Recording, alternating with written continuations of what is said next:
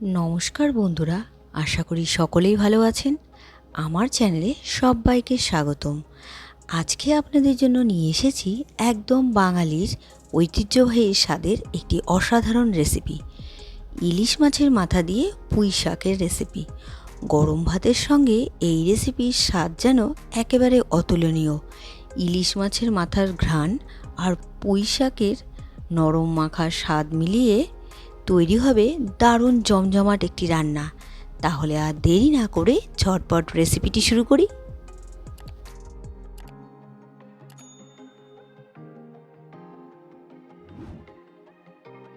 আমি ইলিশ মাছের মাথা দিয়ে রেসিপি বানাবো, সেজন্য ইলিশ মাছের মাথা তো নিয়ে নিয়েছি আর নুন হলুদ মাখিয়ে নিচ্ছি।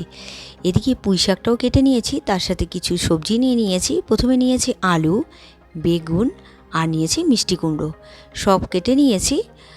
আর এবার আমি কড়াই বসিয়ে দিলাম, কড়াইতে দিয়ে দিলাম সর্ষের তেল। তেল গরম হয়ে গিয়েছে, এবার ইলিশ মাছের মাথাটা আমি ভেজে নেব। ইলিশ মাছের মাথাটা আমি ভেজে নামিয়ে নিচ্ছি। এবার ওই তেলে আরও সর্ষের তেল অ্যাড করে দিয়ে এবার এর মধ্যে দিয়ে দিলাম দুটো শুকনো লঙ্কা। শুকনো লঙ্কা নাড়াচাড়া করে একটু শুকনো লঙ্কাটাকে ভেজে নিচ্ছি। এবার এর মধ্যে দিয়ে দেবো আমি 5 ফোড়ন। মশলা চামচের 1 চামচ 5 ফোড়ন এখানে দিয়ে দিলাম। এবার দিয়ে দিলাম দুটো কাঁচা লঙ্কা। এবার নাড়াচাড়া করে আমি এর মধ্যে দিয়ে দিচ্ছি চৌকো করে কেটে রাখা আলু। আলুটা একটু ভেজে নেব আমি প্রথমেই। বেগুন আর মিষ্টি কুমড়ো খুব তাড়াতাড়ি নরম হয়ে যায়, সেই জন্য আমি প্রথমে দিলাম না, আলুটাই প্রথমে দিয়ে দিয়েছি। আলুটা ভেজে নেওয়া হয়ে গিয়েছে। এবার পুঁই শাকের ডাঁটাটা আমি দিয়ে দিলাম। পুঁই শাকের ডাঁটাটা দিয়ে এবার নাড়াচাড়া করে একটু ভেজে নিচ্ছি। এবার এর মধ্যে দিয়ে দেবো আমি মিষ্টি কুমড়ো। মিষ্টি কুমড়োটা খোসা ছাড়িয়ে একটু চৌকো চৌকো করে কেটে নিয়েছি। এই রেসিপিটি খেতে কিন্তু অসাধারণ লাগে, সমস্ত রকম সবজি মেলানো থাকে আর খেতেও ভালো লাগে। এবার এর মধ্যে দিয়ে দেবো আমি বেগুন। বেগুনটা আমি লম্বা লম্বা করে কেটে নিয়েছি। বেগুনটা দিয়ে আবারও নাড়াচাড়া করে একটু ভেজে নিচ্ছি। এবার এর মধ্যে দিয়ে দেবো আমি নুন আর রেগুলারের কিছু গুঁড়ো মশলা। প্রথমেই দিয়ে দিলাম হলুদ গুঁড়ো, তারপর দিয়ে দিচ্ছি জিরে গুঁড়ো আর দিয়ে দেবো ধনে গুঁড়ো। এবার মশলা দিয়ে আমি নাড়াচাড়া করে আবারও ভেজে নিচ্ছি সবজিগুলোকে। এবার নাড়াচাড়া করে আমি এর মধ্যে দিয়ে দেবো খুব সামান্য পরিমাণ একটু মিষ্টি। আপনারা চাইলে চিনি ব্যবহার করতে পারেন, আমি এখানে গুড় ব্যবহার করলাম। এই মিষ্টিটা দেওয়াতে মানে রেসিপিটার টেস্টটা কিন্তু অনেকটাই বেড়ে যায়। সবজিগুলো মোটামুটি ভেজে নেওয়া হয়ে গিয়েছে। এবার আমি দিয়ে দিচ্ছি পুঁই শাক। পুঁই শাকটা আমি কেটে নিয়েছি, সেটাই দিয়ে দিলাম।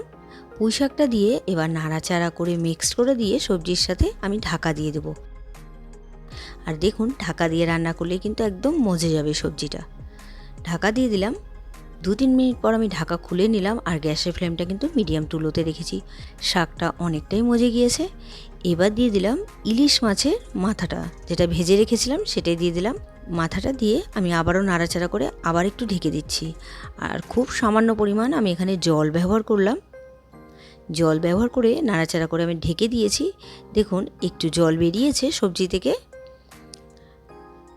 আর খুব ভালো মতন সেদ্ধও হয়ে গিয়েছে সবজিগুলো। এই রেসিপির থেকে দেখুন একটু জল বেরিয়েছে। আমি আবার মাঝখানে ঢেকে দিয়েছি। 2-3 বার আমি ঢাকা দিয়ে দিয়ে রান্নাটা করে নিয়েছি। আর দেখুন রেসিপিটি একদম তৈরি হয়ে গিয়েছে।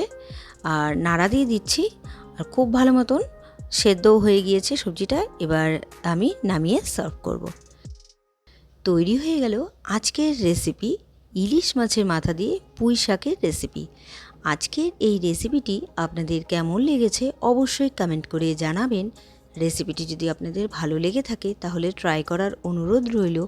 আর ভিডিওটি ভালো লাগলে like, comment, share and subscribe করতে ভুলবেন না। বাই।